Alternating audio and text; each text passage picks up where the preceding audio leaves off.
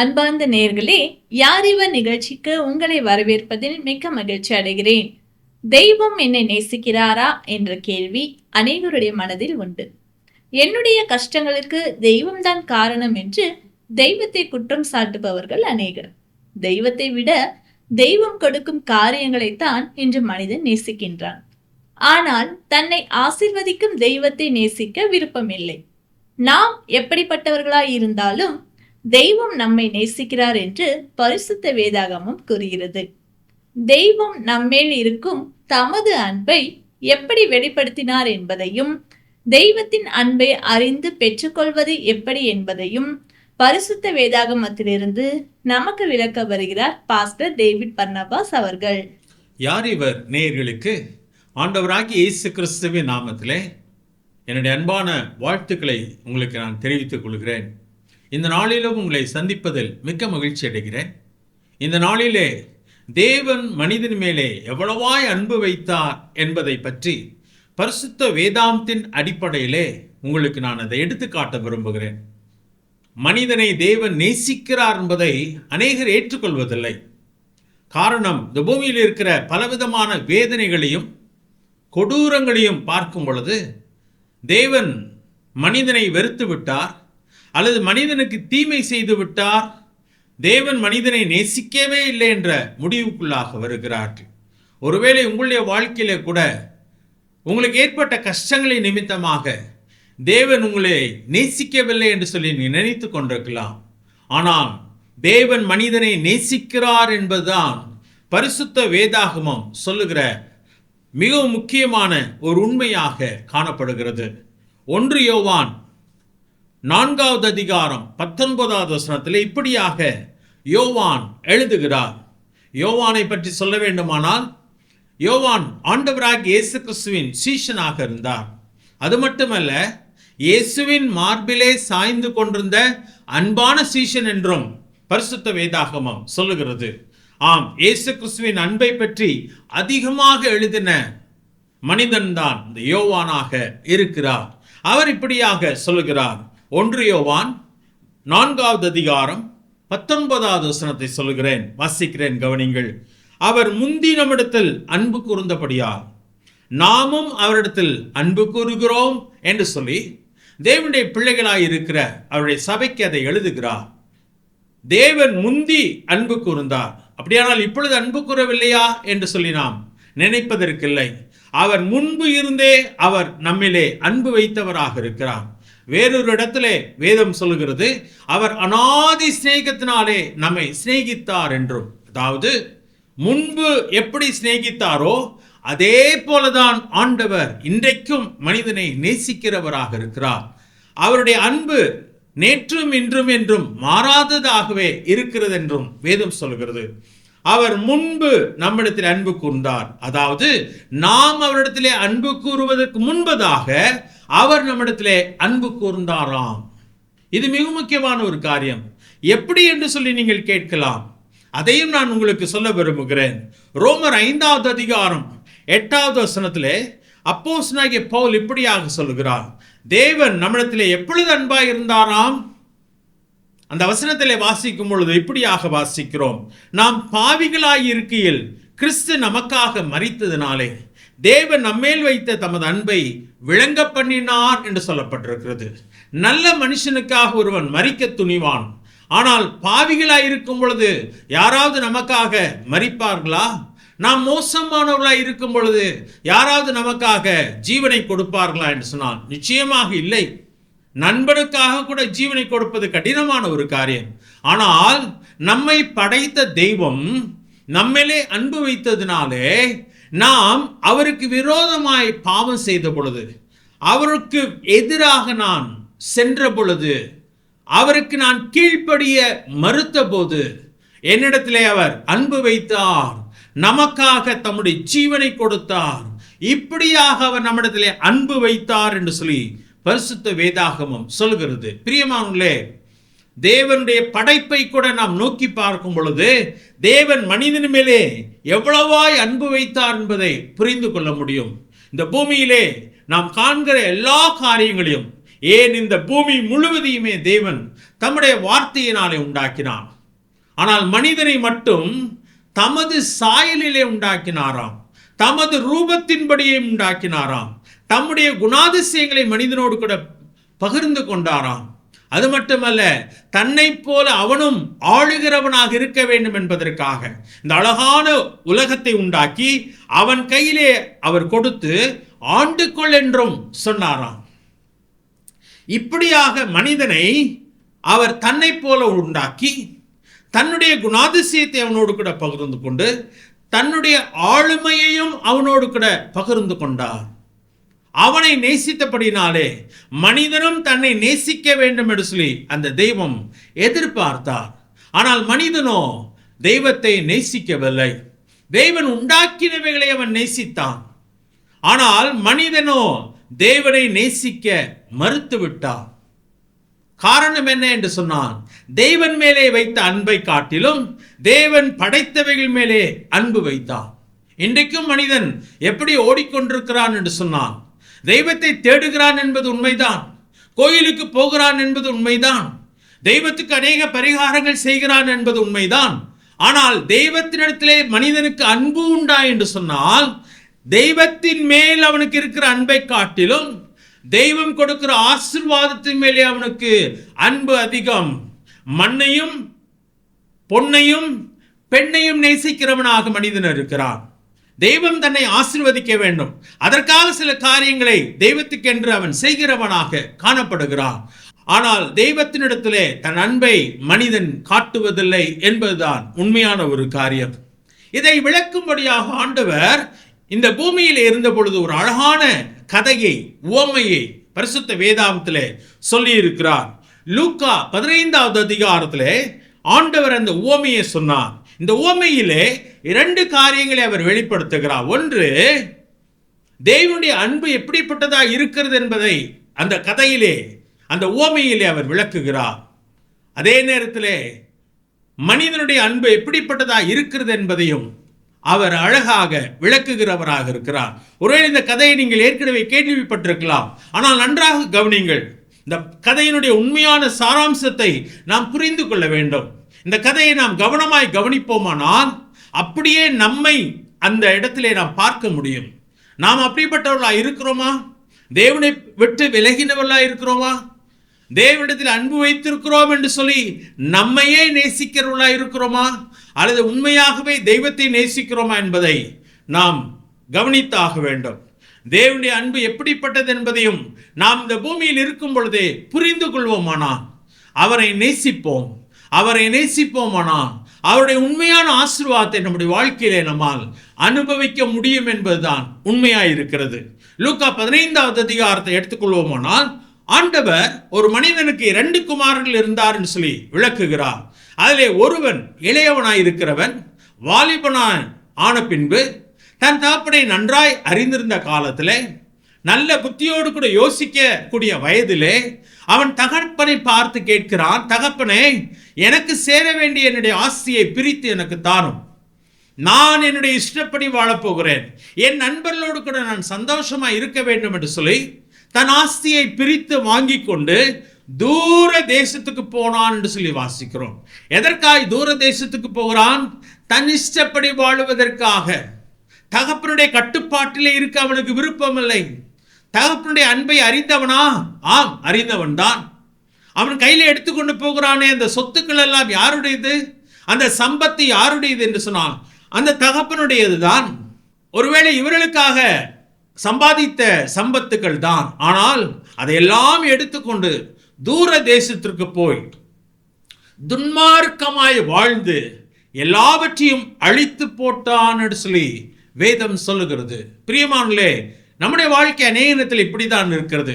நான் ஏற்கனவே சொன்னேன், தெய்வத்தை மனிதன் எதற்காக வைத்திருக்கிறான் என்று சொன்னான், தன்னை ஆசீர்வதிக்க வேண்டும், தான் கேட்கிறதை கொடுக்க வேண்டும், தான் விரும்புகிறபடி தேவன் செய்ய வேண்டும், தான் இந்த பூமியிலே சுகமாய் வாழ வேண்டும் என்பதுதான் மனிதனுடைய நோக்கமாய் இருக்கிறது.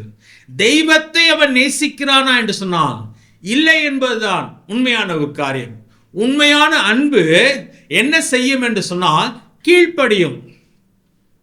நான் சொல்லுகிறது செய்யும். கணவன் மனைவியை அதிகமாய் நேசிப்பானானால் மனைவி சொல்லுகிறதை அவன் காது கொடுத்து கேட்பான். மனைவியினுடைய நன்மையை நாடுகிறவனாய் இருப்பான். மனைவிக்கு கீழ்ப்படுகிறவனாய் கூட இருப்பான். காரணம், அவனுடைய அன்பு மனைவியின் மேலே அதிகமாய் இருக்கிறபடினாலே. இதே போலதான் மனைவியானவளும் புருஷனை அதிகமாய் நேசிப்பாளானால் புருஷனுடைய நலனை நாடுவாள். புருஷன் நன்றாயிருக்க வேண்டும் என்று சொல்லி விரும்புவாள். புருஷனுக்கு கீழ்ப்படுகிறவளாய் இருப்பாள். ஆனால் இன்றைக்கு அநேக இடத்திலே கணவனும் மனைவியும் கூட ஒருவரை ஒருவர் நேசிக்க முடியாமல் போகிறார்களே. காரணம் என்னவென்று சொன்னால், சுயநலம் அங்கே அதிகமாகிறது. நான் நன்றாய் இருக்க வேண்டும், நான் விரும்புகிறபடி எல்லாம் நடக்க வேண்டும், நான் சுகமாய் இருக்க வேண்டும் என்ற சுயநலத்தோடு கூட மனிதன் வாழுகிறபடினாலே அங்கே அன்பு இல்லாமல் போகிறது. அதே போலதான் மனிதன் தேவனுக்கு கீழ்ப்படிய மறுக்கிறான். தேவனுடைய வழியிலே நடக்க மறுக்கிறவனாயிருக்கிறான். தான் விரும்புகிறதை செய்ய விரும்புகிறவனாயிருக்கிறான். அதனாலே தன் வழியிலே அவன் போகிறவனாயிருக்கிறான். ஏசாயா என்ற புஸ்தகம் 53வது அதிகாரம் 6வது வசனத்தில் இப்படியாக வாசிக்கிறோம். நாம் எல்லாரும் ஆடுகளைப் போல வழி தப்பி திரிந்து அவனவன் தன் வழியிலே போனோம் என்று சொல்லி பரிசுத்த வேதாகம் சொல்கிறது. மனிதர்கள் எல்லாரும் தேவனை விட்டு விலகி அவனவன் விரும்பின வழியிலே மனிதன் போய்விட்டான்.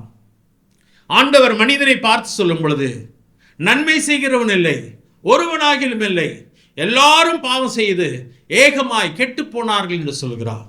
இது உண்மையான ஒரு காரியம். இது பொய் அல்ல, இது உண்மையான சத்தியமாக இருக்கிறது. இந்த வாலிபன் தகப்பனுடைய சொல்லை கேளாமல் தகப்பனுடைய ஆஸ்தியை எடுத்துக்கொண்டு அதை தன் கையிலே வாங்கி கொண்டு தூர தேசத்திற்கு போய் தான் விரும்பினபடியெல்லாம் வாழ்ந்து துன்மார்க்கமான வழியிலே எல்லாவற்றையும் செலவு செய்து விட்டான். பணம் என்றைக்கும் நிலைத்திருக்க போகிறதில்லை, செலவழிந்து போகிற ஒரு பொருளாக காணப்படுகிறது. பணம் இல்லாத பொழுது நண்பர்கள் கூட நம்மோடு கூட இருப்பதில்லை. பணம் இல்லாத பொழுது உலகம் நமக்கு சாதகமாய் இருக்க போகிறதில்லை. அதே போலதான் இந்த வாலிபனுக்கு நேர்ந்தது. அவன் தூர தேசத்திற்கு போய் எல்லாவற்றையும் அழித்து போட்ட பொழுது நண்பர்கள் அவனை கைவிட்டார்கள். அங்கே அந்த தேசத்திலே பஞ்சம் உண்டாயிற்று. அங்கே வறுமையிலே வாட ஆரம்பித்தான். யாராவது தனக்கு வேலை கொடுப்பார்களா என்று சொல்லி தேடுகிறான். அவனுக்கு கிடைத்த வேலை பன்றி மேய்க்கும் வேலைதான் கிடைத்தது. அவன் வயிறு பசியினாலே நிறைந்தது. பன்றி தின்னும் தவிட்டினாலே தன் வயிற்றை நிரப்ப ஆசையாய் இருந்தான் என்று சொல்லி வேதாகமம் சொல்லுகிறது. ஆனால் அது கூட அவனுக்கு கிடைக்கவில்லை. அவன் வேதனைப்பட்டு துடித்து கொண்டிருந்த பொழுது அவனுடைய புத்தி தெளிந்தது என்று சொல்லி பரிசுத்த வேதாகமம் தெளிவாக சொல்லுகிறது. அப்பொழுதுதான் அவன் சரியா யோசிக்க ஆரம்பிக்கிறான். என்ன யோசித்தான்? தான் வீட்டில் இருந்த பொழுது ஒரு நாள் கூட அவன் பசியினாலே வாடினதில்லை. அவனுடைய வீட்டில் அநேக வேலைக்காரர்கள் இருந்தார்கள். அந்த வேலைக்காரர்கள் ஒரு நாள் கூட பசியிலே வாடினதில்லை. ஆனால் நானோ பிள்ளையாயிருந்து இப்பொழுது பசியினாலே செத்து கொண்டிருக்கிறேன் என்று சொல்லி யோசித்தான். அப்பொழுது மற்றொன்றை யோசித்தான் அவன். நான் இப்பொழுது ஒன்று செய்ய போகிறேன், எழுந்து என் தகப்பனிடத்திலே போகிறேன். அங்கே இனிமேல் நான் மகனாய் இருக்க முடியாது, ஆனால் அங்கே போய் ஒரு வேலைக்காரனாய் இருக்க போகிறேன். என்னை வேலைக்காரனாய் ஏற்றுக்கொள்ளும் என்று சொல்லி கேட்கப் போகிறேன். காரணம், குறைந்தபட்சம் என் பசியாவது தீருமே என்று சொல்லி யோசித்து அவன் எழுந்து புறப்பட்டு தன் தகப்பனிடத்தை வந்தான் என்று சொல்லி வேதம் அழகாய் சொல்லுகிறது. பிரியமானவர்களே, அந்த வாலிபன் ஒரு சரியான காரியத்தை செய்தான். என்ன செய்தான் என்று சொன்னான்? தன்னுடைய இப்பொழுது இருக்க நிலைமைக்கு காரணம் தான் தான் என்பதை புரிய ஆரம்பித்தான். தன்னுடைய தவறுதான் தன்னுடைய பரிதாபத்திற்கு காரணம் என்று சொல்லி அவன் ஒத்துக்கொண்டான். பிரியமானவர்களே, இன்றைக்கு மனிதன் தேவனை சாடிக்கொண்டிருக்கிறான், தேவன் மேலே கோபமாயிருக்கிறான், தன்னுடைய கஷ்டத்துக்கு தெய்வம்தான் காரணம் என்று சொல்கிறான். இல்லை பிரியமானவர்களே, மனிதனுடைய வேதனைகளுக்கெல்லாம் காரணம் மனிதனுடைய தவறான செயல்கள் என்பதை நாம் அறிந்திருக்க வேண்டும், ஒத்துக்கொள்ள வேண்டும். இந்த வாலிபன் அதை தான் செய்தான். என் தகப்பனுடைய அன்பை நான் புரிந்து கொள்ளவில்லை, என் தகப்பனுடைய ஆலோசனையை நான் ஏற்றுக்கொள்ளவில்லை, என் தகப்பனுடைய ஆலோசனையை தள்ளிவிட்டு என் இஷ்டப்படி நான் நடக்க ஆரம்பித்தேன். என் கையில் இருக்கிற பொருளை நம்பி ஓடி வந்தேன். என் நண்பர்களை நம்பினேன். ஆனால் எல்லாம் இப்பொழுது கைவிட்டு விட்டது. நான் பசியிலே சாகப் போகிறேன் என்பதை அவன் உணர்ந்தவனாக, தன் தவற்றை ஒத்துக்கொண்டவனாக, தவற்றுக்கு மன்னிப்பு கேட்டு அதை சரி செய்யும்படியாக திரும்பி தகப்பனிடத்திலே வந்தான். அவன் என்ன யோசித்துக் கொண்டு வந்தான் என்று சொன்னான், தகப்பன் ஏற்றுக்கொள்வானோ ஏற்றுக்கொள்ள மாட்டானோ என்று சொல்லி தயக்கத்தோடு கூட வருகிறான். இங்கேதான் தெய்வத்தின் அன்பை நாம் அங்கே பார்க்கிறோம். அந்த தகப்பன் என்ன செய்தான் என்று சொன்னான், ஒவ்வொரு நாளும் வழி மேலே வெளி வைத்து தன் மகனுக்காய் காத்து கொண்டிருந்தான். என்றைக்காவது ஒரு நாள் என் மகன் திரும்பி வந்து விடுவான், அவன் எந்த நிலைமையில் வந்தாலும் பரவாயில்லை, என் மகன் திரும்பி வந்தால் எனக்கு போதும் என்று சொல்லி அவன் காத்து கொண்டிருந்தான். அதே போல அவனை விருப்பப்படி ஒரு மனிதன் தூரத்திலே வருகிறதை அவன் பார்த்தான். அது அவனுடைய மகனாய் இருக்க வேண்டும் என்று சொல்லி ஆசைப்பட்டான். அருகிலே வரும் பொழுது அடையாளம் கண்டான், அது அவனுடைய மகன்தான் என்பதை தெரிந்தது. அழுக்கான உடையோடு கூட வருகிறான், கந்தலான உடையோடு கூட வருகிறான். ஆனாலும் அது அவனுடைய மகன் என்பதை அடையாளம் கண்டு கொண்டு ஓடிப்போய் மகனை கட்டி முத்தமிட்டான் என்று சொல்லி வாசிக்கிறேன் பாருங்கள். லூக்கா 15வது அதிகாரம் 20வது வசனத்தை வாசிக்கிறேன். எழுந்து புறப்பட்டு தகப்பனிடத்தில் வந்தான். அவன் தூரத்தில் வரும்போதே அவனுடைய தகப்பன் அவனை கண்டு மனதுருகி ஓடி அவன் கழுத்தை கட்டிக்கொண்டு அவனை முத்தம் செய்தான் என்று சொல்லி வாசிக்கிறோம். அழகான ஒரு காட்சியாக இது இருக்கிறது. மகன் நினைத்தான் தகப்பன் தன்னை ஏற்றுக்கொள்ள மாட்டான் என்று சொல்லி. ஆனால் தகப்பனோ மகனுடைய வருகைக்காய் காத்து கொண்டிருந்தான். மகன் திரும்பி வந்த பொழுதோ எதை பற்றியும் யோசிக்காமல், அவன் அழுக்கான உடை அவனுக்கு தடையாக இல்லை, அவனுடைய கந்தையான உடை அவனுக்கு தடையாக இல்லை. அவன் மகன் திரும்பி வந்தான் என்ற ஒரே காரணத்தினாலே ஓடி போய் அவனை அணைத்து கொண்டு முத்தமிட்டான். அப்பொழுதுதான் மகன் சொல்லுகிறான், நான் உமக்கு விரோதமாயும் பரத்துக்கு விரோதம் பாவம் செய்தேன் என்று சொல்லி சொல்லுகிறான். இதற்கு மேலே தகப்பன் அவனை பேச விடவில்லை. வேலைக்காரனாய் ஏற்றுக்கொள்ளும் என்று சொல்லுவதற்கு முன்பதாகவே தகப்பன் தன்னுடைய வேலைக்காரனை நோக்கி சொல்லுகிறான், என் மகன் திரும்பி வந்து விட்டான், மரித்து போனான் என்று எண்ணினேன், ஆனால் உயிரோடு வந்து விட்டான். காணாமல் போனான், ஆனால் இப்பொழுது மறுபடியும் வந்து விட்டான். நீங்கள் அவனுக்கு புது உடையை கொண்டு வாருங்கள், புதிய செருப்பு கொண்டு வாருங்கள், கைக்கு நல்ல மோதிரத்தை கொண்டு வாருங்கள். அவன் திரும்பி வந்தபடியினாலே சந்தோஷப்பட்டு கொண்டாடுவோம் என்று சொல்லி அவன் சொன்னான். வேலைக்காரனாக அல்ல, மகனாகவே அவனை ஏற்றுக்கொண்டான். பிரியமானோர்களே, இன்றைக்கும் தேவன் நம்மேலே அன்பாய் இருக்கிறார். இன்றைக்கு நானும் நீங்களும் செய்ய வேண்டிய ஒரே ஒரு காரியம், எல்லா வேதனைகளுக்கு காரணம் நம்முடைய பாவம் என்பதை ஒத்துக்கொண்டு திரும்பி வர வேண்டிய இடத்திலே திரும்பி வர வேண்டும். நம்மை படைத்த தேவனிடத்திலே நாம் திரும்பி வர வேண்டும். அவர் நமக்காய் காத்து கொண்டிருக்கிறார். நம்மை ஏற்றுக்கொள்ளும்படியாக தான் இந்த பூமியிலே மனிதனாக அவர் வந்தார். நம்முடைய பாவங்களை மன்னிக்கும்படியாக தான் சிலுவையிலே நமக்கு பதிலாக மரித்தார். நம்முடைய குற்றங்களை சிலுவையிலே சுமந்தார். நம்முடைய பாவத்தின் தண்டனையை சிலுவையிலே அவர் ஏற்றுக்கொண்டார். இன்றைக்கு நாம் அவரிடத்தில் திரும்பி வரும் பொழுது நம்முடைய பாவங்களை அவர் மன்னிக்கிறவராக இருக்கிறார். இந்த தகப்பன் கூட தன்னுடைய மகனிடத்திலே அவன் அழித்து போட்ட சொத்துக்களை பற்றி பேசவில்லை.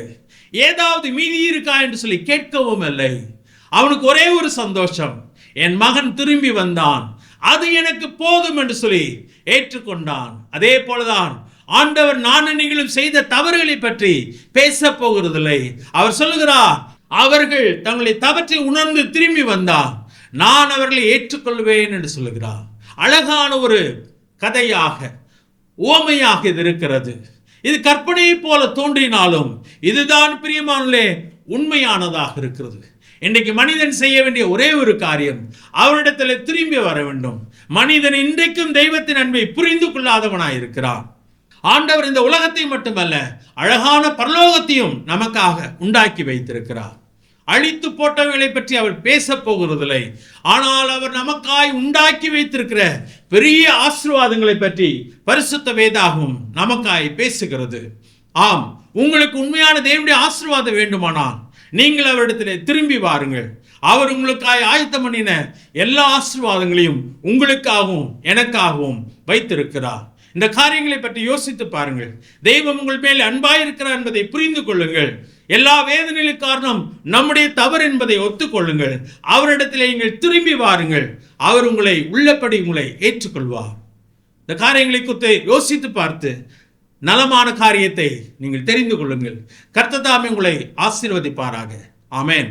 நீங்கள் இயேசுவின் அன்பையும் பாவ மன்னிப்பையும் நித்திய ஜீவனையும் பெற்றுக்கொள்ள வேண்டுமானால் அவரே உங்கள் பாவத்திற்காக தேவன் அருளிய பலி என உணர்ந்து விசுவாசத்துடன் அவரை உங்கள் வாழ்க்கையில் ஏற்றுக்கொள்ளுங்கள். இது உங்கள் இருதயத்தின் வாஞ்சியை வெளிப்படுத்துமானால் இந்த விசுவாச ஜெபத்தை இப்பொழுதே ஜெபியுங்கள். அப்பொழுது அவர் உங்கள் வாழ்க்கையில் வருவார். இது ஒரு ஜெபத்தின் மாதிரி. முதலில் நான் சொல்கிறேன். ஆண்டவராகிய இயேசுவே, நீர் எனக்கு தேவை. என் பாவத்திற்காக நீ சிலுவையில் மரித்ததுக்கு நன்றி. என் வாழ்க்கையின் கதவை நான் திறந்து உம்மை என் இரட்சகராகவும் ஆண்டவராகவும் ஏற்றுக்கொள்கிறேன். என் வாழ்க்கையை நீர் ஆட்கொண்டு நான் எப்படிப்பட்டவனாக இருக்க நீர் விரும்புகிறீரோ அப்படியாக என்னை மாற்றும். ஆமேன். இந்த ஜெபம் உங்கள் உள்ளத்தின் விருப்பத்தை வெளிப்படுத்துமானால் இப்பொழுதே நீங்கள் இருக்கும் இடத்தில் இந்த ஜெபத்தை ஜெபியுங்கள். நான் இந்த ஜெபத்தை ஒவ்வொரு வாக்கியமாக சொல்லும்போது நீங்களும் அமைதியாக சொல்லுங்கள். ஆண்டவராகிய இயேசுவே, நீர் எனக்கு தேவை. என் பாவத்திற்காக நீ சிலுவையில் மரித்ததுக்கு நன்றி. என் வாழ்க்கையின் கதவை நான் திறந்து உம்மை என் இரட்சகராகவும் ஆண்டவராகவும் ஏற்றுக்கொள்கிறேன். என் வாழ்க்கையை நீர் ஆட்கொண்டு நான் எப்படிப்பட்டவனாக இருக்க நீர் விரும்புகிறீரோ அப்படியாக என்னை மாற்றும். ஆமேன். இப்பொழுது நீங்கள் இந்த விசுவாச ஜெபத்தை ஜெபித்துள்ளீர்கள். இயேசு கிறிஸ்துவை உங்கள் வாழ்க்கையில் வரும்படி அழைத்திருக்கிறீர்கள். அவரை வேண்டிக் கொள்ளும்போது அவர் வருவதாக வாக்களித்துள்ளதால் அவர் வாக்களித்தபடியே வந்துள்ளார் என்பதை நிச்சயமாய் அறிந்து கொள்ளுங்கள். மேலும் உங்கள் பாவங்கள் மன்னிக்கப்பட்டது என்றும் நீங்கள் தேவனுடைய பிள்ளையாகி நித்திய ஜீவனை பெற்றுக்கொண்டீர்கள் எனவும் உறுதி கொள்ளுங்கள். ஜெபம் செய்வோம். எங்களை நேசிக்கிற நல்ல ஆண்டவரே, உம்முடைய அன்பை இந்த உலகம் புரிந்து கொள்ளாமல் இருக்கிறது. ஆதி முதற்கொண்டு நீர் மனிதன் மேலே அன்பு வைத்திருக்கிறீர். இன்றைக்கும் அந்த அன்பு மாறிப்போகவில்லை. மனிதனுடைய வேதனைகளுக்கெல்லாம் காரணம் அவனுடைய தவறு என்பதை அவன் ஒத்துக்கொள்ளாமல் தெய்வத்தின் மேலே கோபம் உள்ளவனாயிருக்கிறான். ஆனால் இந்த வசனத்தை கேட்டவர்கள் உம்முடைய அன்பை புரிந்து கொண்டு உம்மிடத்திலே திரும்பி வர கிருபை தாரும். நீர் வைத்திருக்கிற ஆசீர்வாதத்தை அவர்கள் பெற்றுக்கொள்ள கிருபை பாராட்டும். எல்லாவற்றையும் மீட்பு ரட்சகருமாகி இயேசு கிறிஸ்துவின் நாமத்தில் கேட்கும் நல்ல பிதாவே, ஆமென்.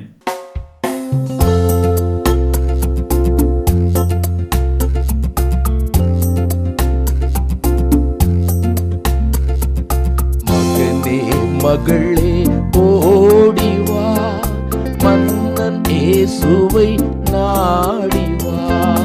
மகனே மகளே ஓடிவா, மன்னன் இயேசுவை நாடிவா. மரணம் உன்னை தொடும் முன்னே, மரணம் உன்னை தொடும் முன்னே, மனமும் திருந்தி வாழவா. மகனே மகளே ஓடிவா, மன்னன் இயேசுவை நாடிவா.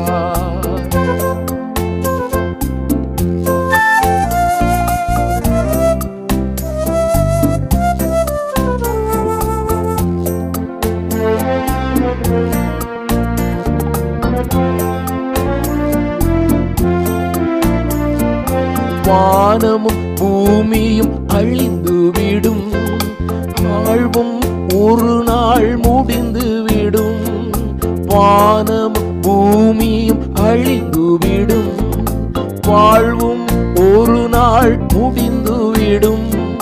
பாவம் உன்னை தொடர்ந்து வரும், பாவம் உன்னை தொடர்ந்து வரும். வாழும் நரகத்தில் தள்ளிவிடும். மகனே மகளே ஓடிவா, மன்னன் இயேசுவை நாடிவா.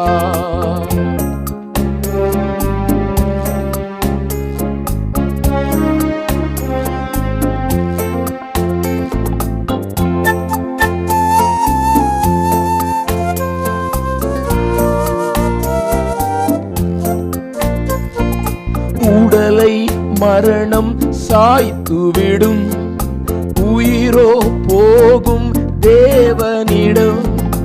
உடலை மரணம் சாய்த்துவிடும், உயிரோ போகும் தேவனிடம். பாவ சுமையோடு அது போனார், பாவ சுமையோடு அது போனார். வாழும் நரகம் தான் கிடைக்கும். மகனே மகளே ஓடிவா, மன்னன் இயேசுவை நாடிவா.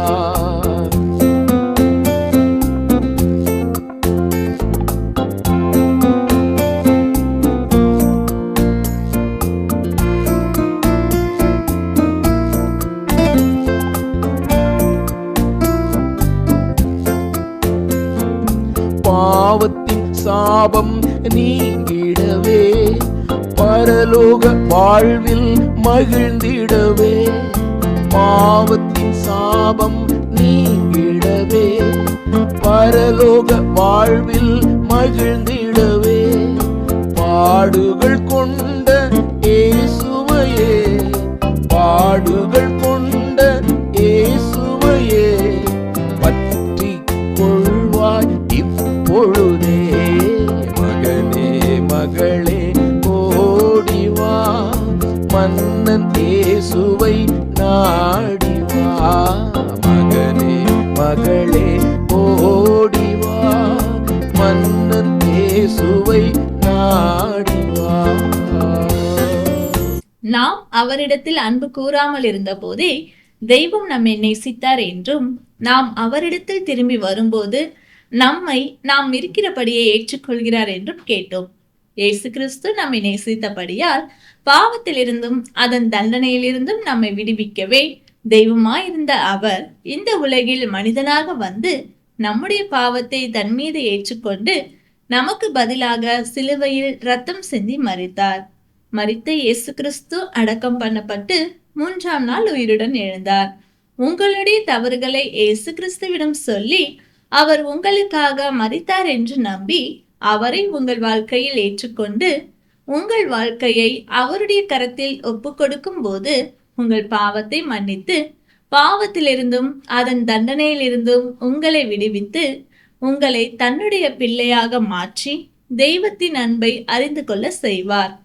இந்த ஆண்டவராகிய இயேசு கிறிஸ்துவை ஏற்றுக்கொண்டு தெய்வத்தின் அன்பை அறிந்து அனுபவிக்க விரும்புகிறீர்களா? உங்களுக்கு ஆலோசனை கூறவும் உங்களுக்காக ஜெபிக்கவும் ஆவலாய் இருக்கிறோம். இந்த நிகழ்ச்சியை குறித்த உங்கள் கருத்துக்களையும் கேள்விகளையும் எங்களுக்கு தெரியப்படுத்துங்கள். எங்கள் முகவரி: ஒளியும் வாழ்வும் இயக்கம், C26, ஜெய்நகர், திருவெரும்பூர், திருச்சிராப்பள்ளி 620013. அலைபேசி எண் 7598137441 மற்றும் 9487007441. Email ID tv@lala.org.in. இவ்வளவு நேரம் இந்நிகழ்ச்சியை கண்டு கழித்தமைக்கு நன்றி. இயேசு கிறிஸ்துவை ஏற்றுக்கொள்வதால் கிடைக்கும் தெய்வத்தின் அன்பு உங்கள் உள்ளங்களையும் இல்லங்களையும் நிரப்புவதாக. ஒளியும் வாழ்வும் இயக்கம் சார்பாக உங்களுக்கு எங்கள் வாழ்த்துக்கள். வணக்கம்.